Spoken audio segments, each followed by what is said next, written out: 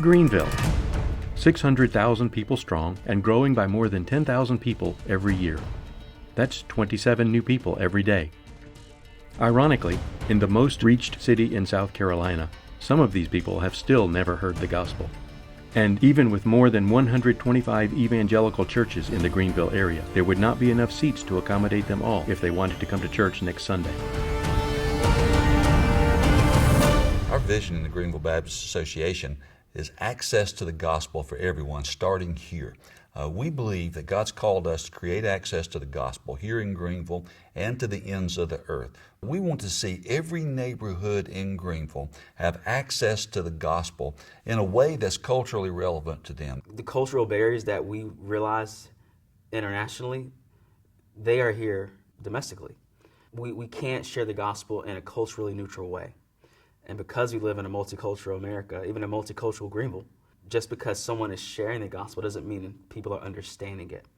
And a gospel that's not understood is not good news. I had a friend ask me if I wanted to go help him share the gospel with a young African-American man.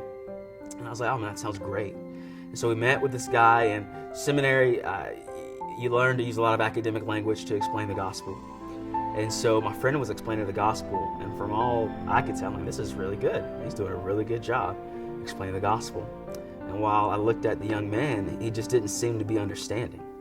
And for a while, I was like, why does he not understand? Like, he's explaining the gospel very clearly.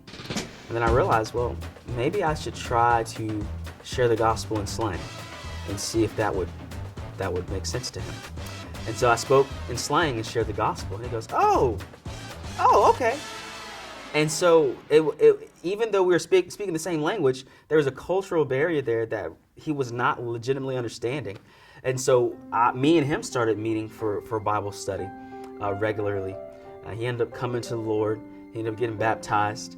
By the time we left, he was sharing the gospel in our neighborhood with us. Reconcile Church is being able to reach parts of our community that were unreachable by us.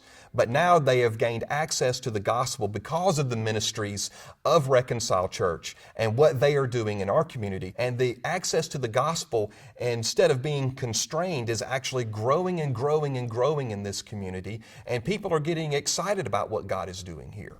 Reaching the unreached, revitalizing churches, and reproducing new churches.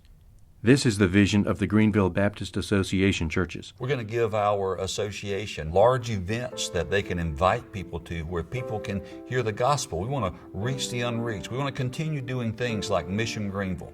We want to keep doing things like our Deaf Day Camp and keep doing things like Blue in the Zoo, where we're reaching out to people with the gospel of Jesus Christ as an association of churches coming together to do more than any one church could do. Next year, we're going to have a sportsman's banquet where we'll invite fishermen and hunters to come, and we'll share the gospel with that unique group of people in a way that is culturally relevant to them, and we'll create access to the gospel for that group of people. So we're reaching the unreached. We want to see that happen not just here in Greenville, but we also want to see that happen in North America. So to that end, we're reproducing new churches in the New England area. We just sent our first church planter, J.D. Mangrum, just got moved to Charlestown, Massachusetts to plant our first new church. Hey, Greenville Baptist Association, greetings from Charlestown. One thing I wanted to show you that I showed those pastors is this map. It's a map of Boston from 1722. It's created by a man named John Bonner. And if you looked at this map versus the map of Boston today, I promise you would see a couple of things. One, you would see that Boston is much bigger and much more populated today. But two, you would see that there's much less access to the gospel today than there was in 1722. Even on this map, you would see some churches and where churches would have been. You wouldn't see nearly that today. It's not as the church's footprint in Boston today is not like it was 300 years ago.